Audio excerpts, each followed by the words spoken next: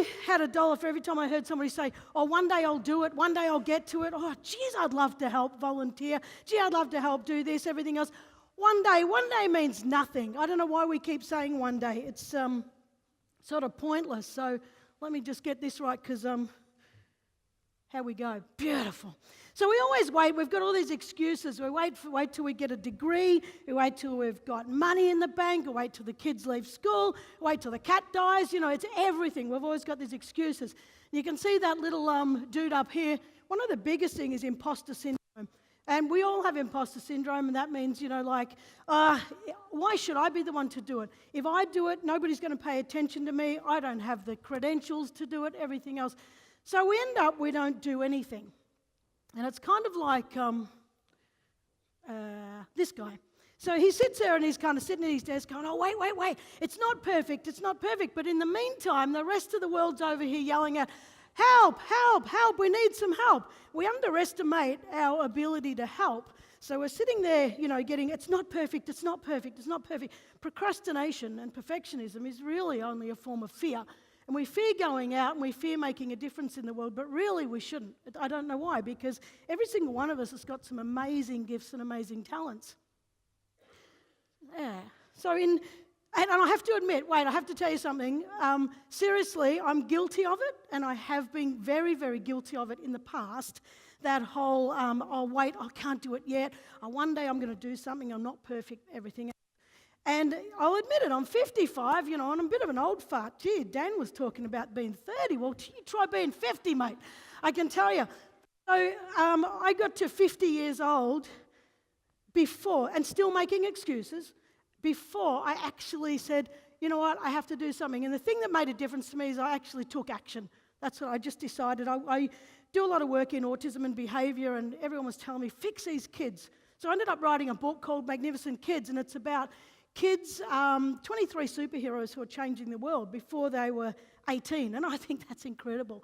So what happened was this book ended up getting in the hands of a guy in Africa, and he says, oh, can we Skype with you? Can my class Skype with you? And I said, yes. And I'm one of those people that I kind of go straight in the pop, yeah, I'll do anything you say.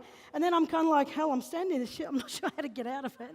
So I went the next step and I said, oh, how about I get a couple of the kids in the book to Skype with you?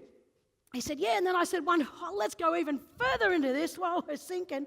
What if I get your class in Africa to Skype with a class in Australia? Yeah. So we're all excited and everything else. So he says, but I don't have a laptop. Okay, I'll get you one. So I put on Facebook, anyone got any laptops? And next thing I got 30.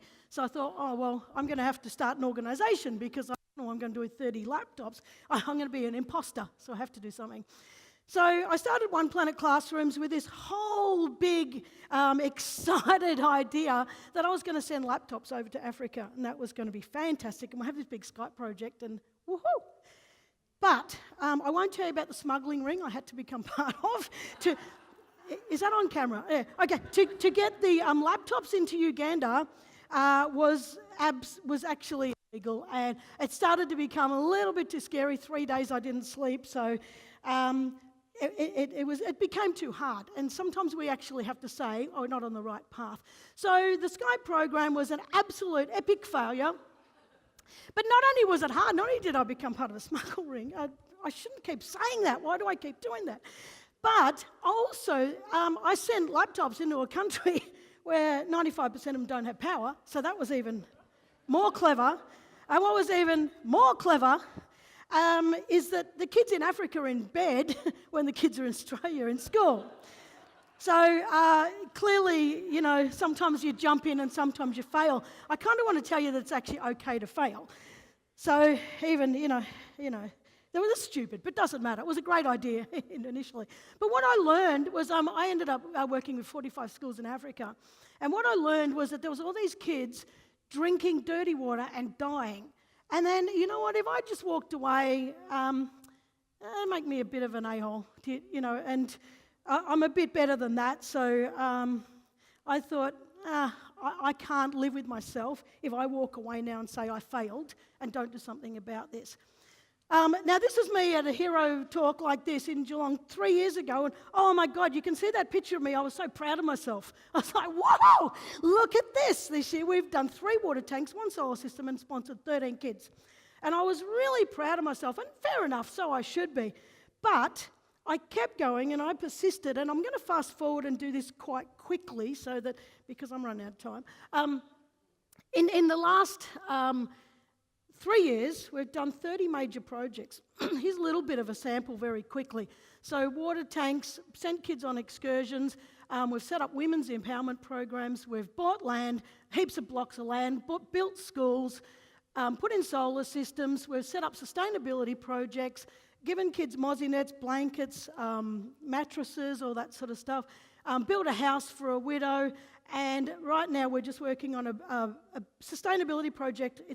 We bought some land, an acre, we put 60 beehives on it. We've got beans and maize and cassava on there, and we've actually got every single woman from this rural village that is now empowered, that is part of this program. And that has significantly changed the lives and will significantly change future lives of that village.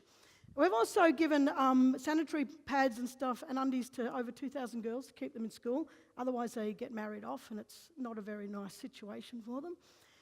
And we've got 160 kids sponsored.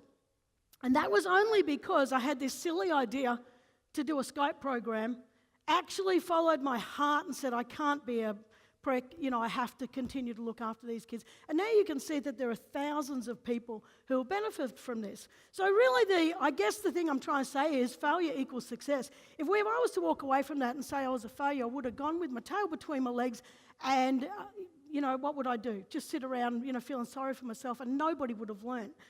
But I turned it into success, and I'm not bragging about this. I want you to know that you can do this. Everybody can do this. So anyway, where to now? What I did learn is that I can do anything. Beforehand, I was like, making excuses. Now I know I can do absolutely anything I set my mind to. Earlier this year, we had an International Women's Day event, and I held up a sign that I pledged to start up a women's focused initiative.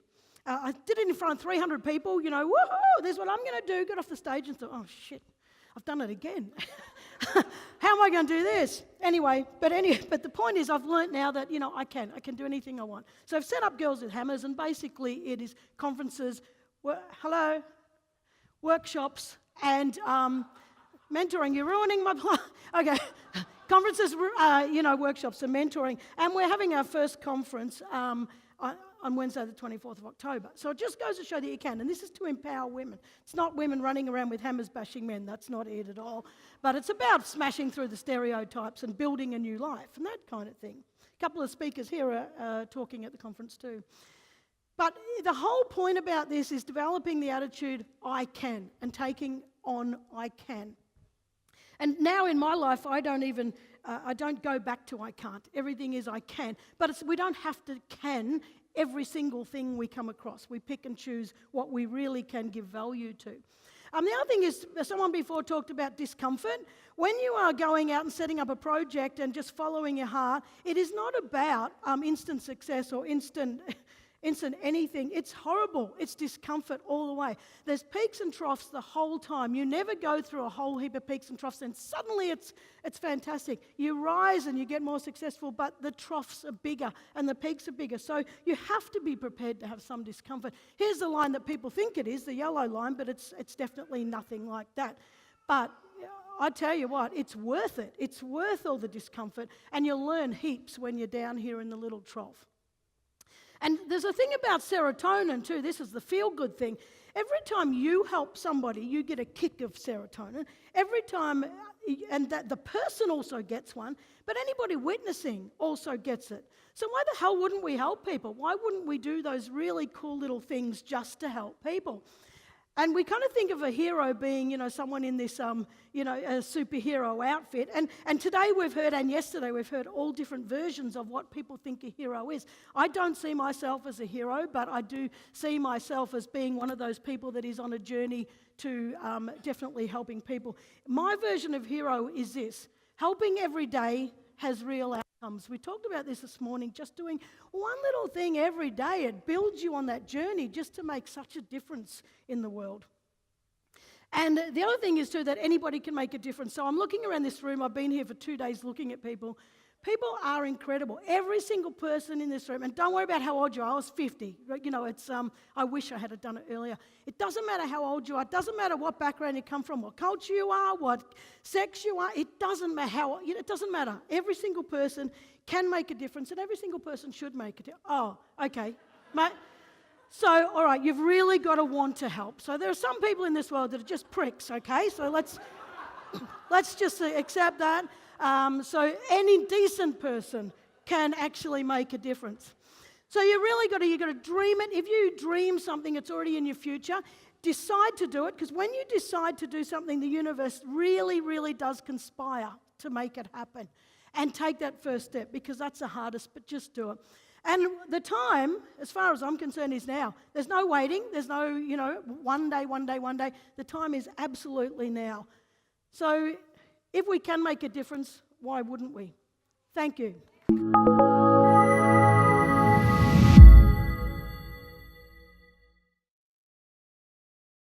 The Hero Roundtables are the global events that ask the question, what is a hero? You've just seen one hero talk. To find more and join the conversation, visit our website or social media.